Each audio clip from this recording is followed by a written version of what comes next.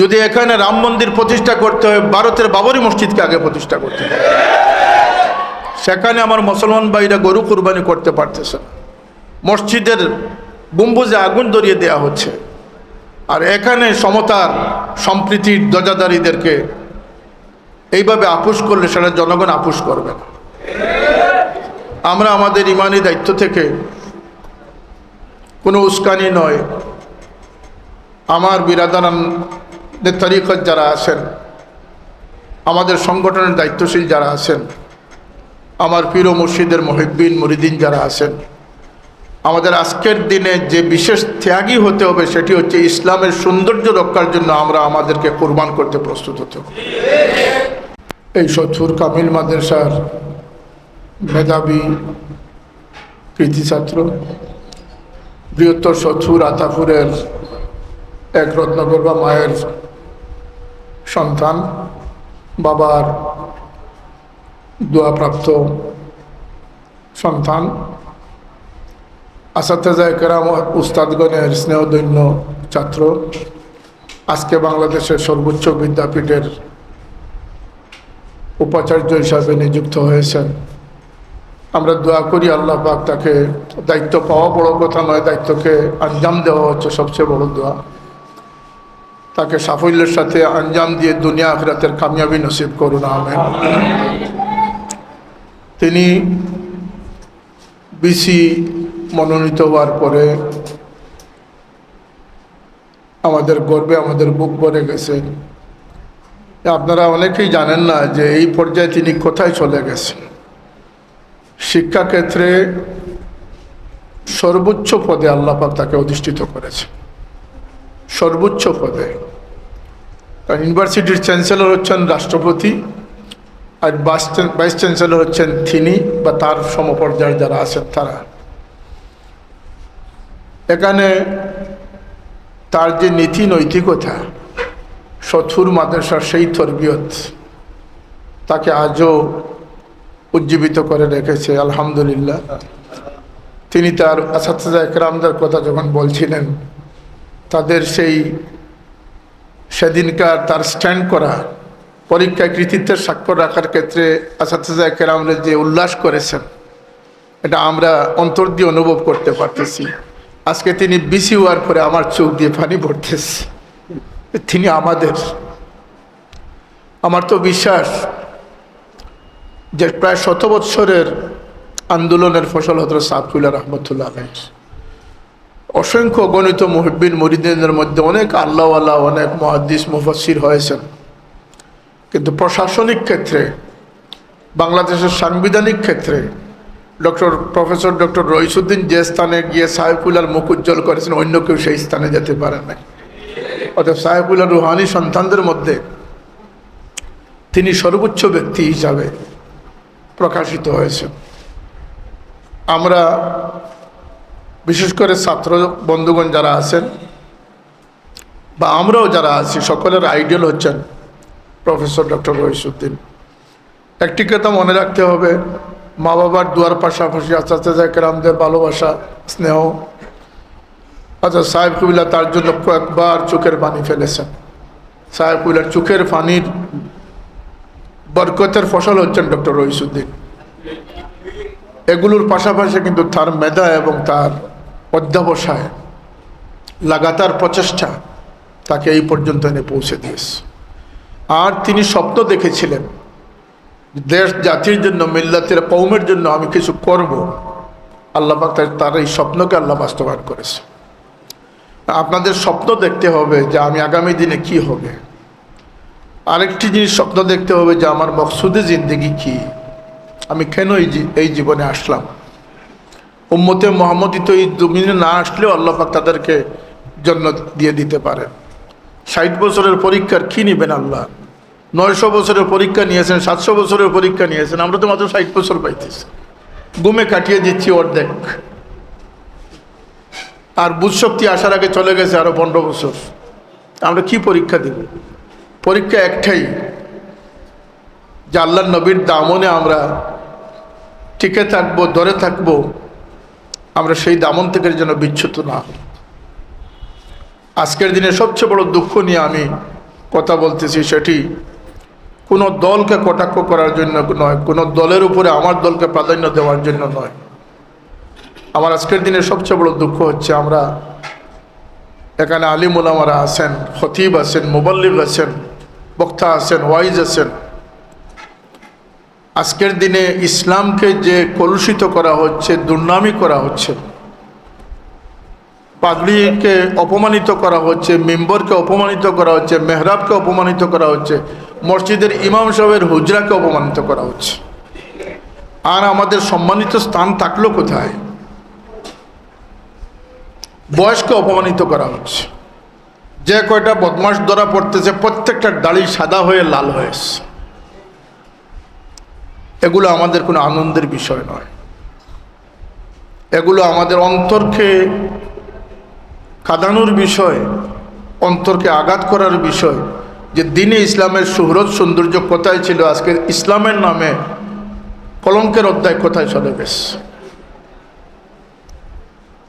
নাম আসলাম আসাইলের ক্ষেত্রে আপনারা জানেন যে ইসলামের সর্বোচ্চ অথরিটি বনে অনৈসলামিক কার্যকলাপ, এমনকি শিরকি কার্যকলাপে সামান্য বুটের স্বার্থে মানুষ লিপ্ত হচ্ছে। কোথায় রোজার, কোথায় পূজা, একীভূত করে ফেলতেছে। আরে বাবা, জন্নত দিবেন, জন্নত তো মুসলমানকে আশ্বস্ত করা জায়েজই আছে, কিন্তু হিন্দুর কাছে জন্নত বিক্রি করার দায়িত্বটা আপনাকে দিল কে? আজকের দিনে এই সংবাদ দেখলাম যে রাম মন্দির প্রতিষ্ঠা হচ্ছে বাংলাদেশ। একটা ধর্ম উপাসনালয় হতেই পারে, আমরা সাম্প্রদায়িক না, সকল ধর্মের যার যার ধর্ম পালনের অধিকার আছে। এটা শুধু রাষ্ট্রীয়ভাবে নয়, এটা আমাদের ধর্মীয়ভাবে সেই অধিকার দেওয়া আছে। কিন্তু এটা নিয়ে কোনো বাড়াবাড়ি বা কোনো মুসলমানদের যদি এখানে রাম মন্দির প্রতিষ্ঠা করতে হয়, ভারতের বাবরি মসজিদকে আগে প্রতিষ্ঠা করতে হবে। সেখানে আমার মুসলমান ভাইরা গরু কুরবানি করতে পারতেছে না, মসজিদের গম্বুজে আগুন ধরিয়ে দেওয়া হচ্ছে। আর এখানে সমতার সম্প্রীতির ধ্বজাধারীদেরকে এইভাবে আপোষ করলে সেটা জনগণ আপোষ করবে না। আমরা আমাদের ইমানি দায়িত্ব থেকে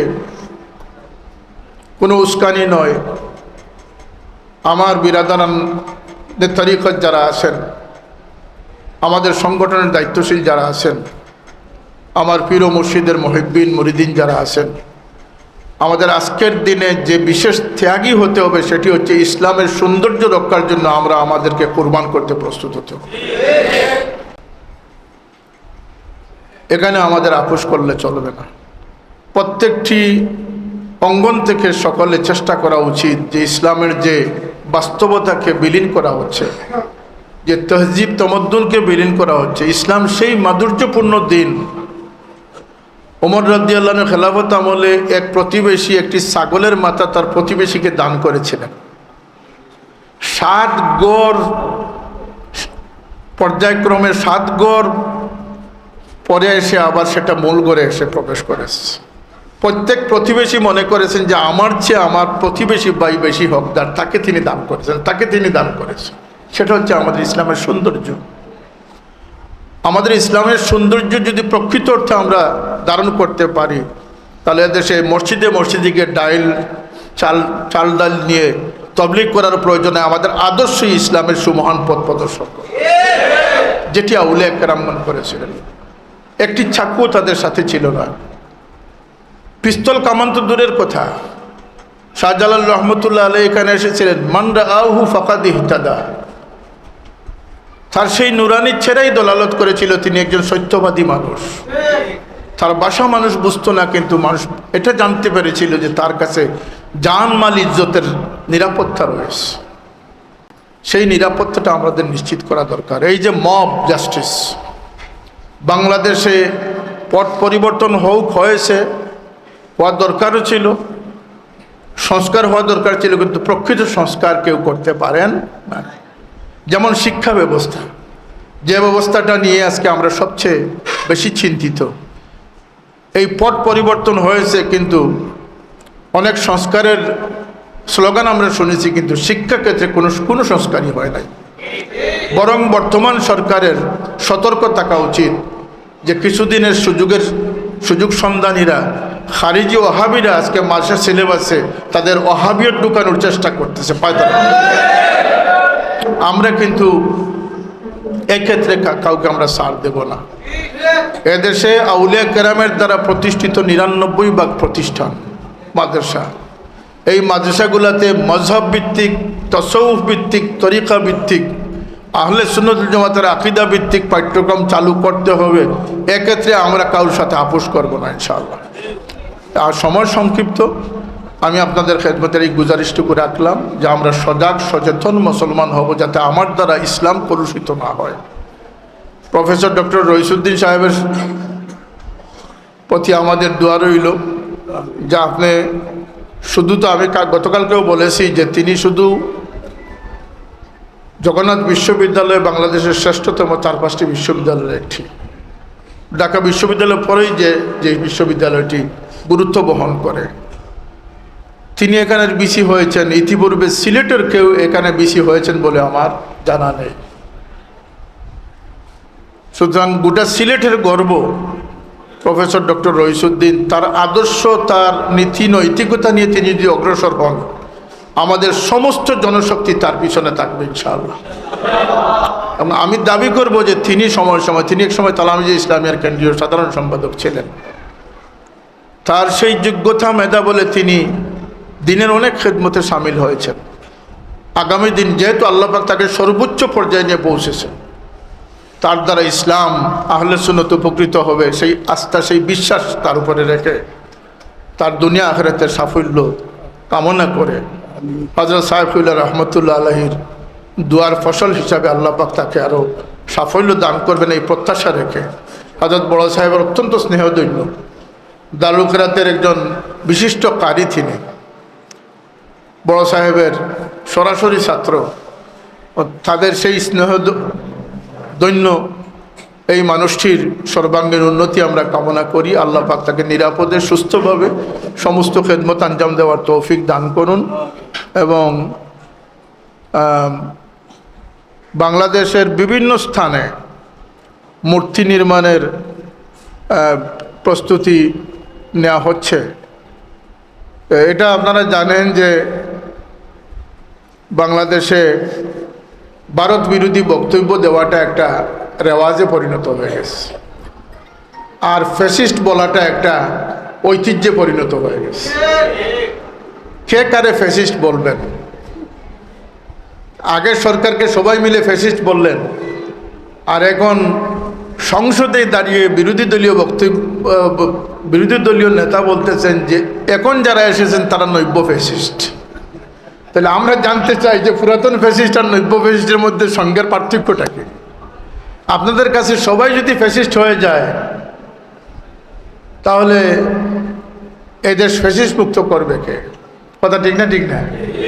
এই জন্য একটি প্রকাশ্যে ভারতের বিরোধিতা করা একটি রসুম রেওয়াজ, কিন্তু ভিতরে ভিতরে ভারতের সাথে সকলেরই একটা সম্পর্ক বিদ্যমান আছে বলে আমরা মনে করতে পারি। কথা ঠিক না? ঠিক না? আল্লাহর ওয়াস্তে এগুলো থেকে বেরিয়ে আসুন। তাদের সাথে প্রতিবেশী হিসাবে কূটনৈতিক সম্পর্ক জোরদার করুন, আমাদের কোনো আপত্তি নেই। ব্যবসা বাণিজ্যের সম্পর্ক করুন, কিন্তু সংস্কৃতি এবং ধর্মের আদান প্রদান করতে হলে এদেশের মানুষের ম্যান্ডেট নেওয়ার প্রয়োজন। জনগণকে উপেক্ষা করে যদি কোনো তুষামুদি নীতি পোষণ করা হয়, সেটার বিরুদ্ধে জনগণের আন্দোলন শুরু হতে সময় লাগবে না ইনশাআল্লাহ। না, এইগুলা এই চিন্তা থেকে, এই ধরনের আত্মঘাতী সিদ্ধান্ত থেকে সরকার প্রশাসনকে বিরত থাকার উদাত্ত আহ্বান জানাচ্ছি। আমি আমার কথা দীর্ঘায়িত করছি না, যেহেতু নামাজের সময় নিকটবর্তী। আল্লাহ পাক আপনাদের সকলের উপস্থিতিকে কবুল করুন। এখানে অনেক এলাকার অনেক বিশিষ্ট জনেরা এসেছেন, মাদ্রাসার আসাতেজায়ে কেরামগণ উপস্থিত আছেন এবং মাদ্রাসার শুভানুধ্যায়ী অনেক উপস্থিত আছেন। প্রফেসর ডক্টর রইসুদ্দিন সাহেবকে দেখে সকলেই আনন্দে আত্মহারা। আমরা সকলে খুশি হয়েছি, আমরা অন্তর দিয়ে খুশি প্রকাশ করতেছি। আল্লাহ পাক তার এই বান্দাকে আরও কামিয়াবি নসিব করুন, আরও সম্মানী করুন, দুনিয়া আখিরাতের কামিয়াবি নসিব করুন। ওয়া আখিরু দাওয়ানা আলহামদুলিল্লাহি রাব্বিল আলামিন।